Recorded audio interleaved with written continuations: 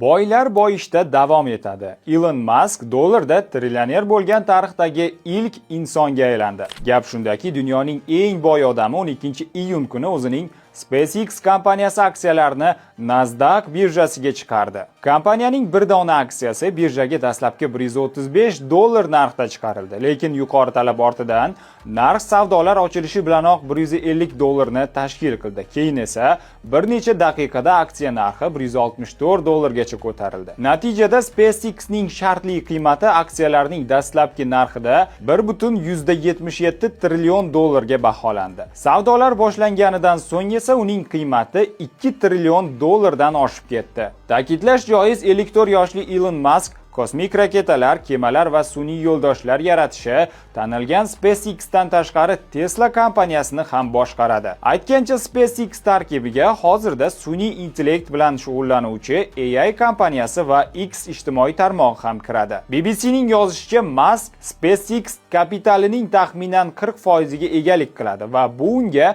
korporativ qarorlar qabul qilishda 84% dan ko'proq ovoz berish huquqini ta'minlaydi.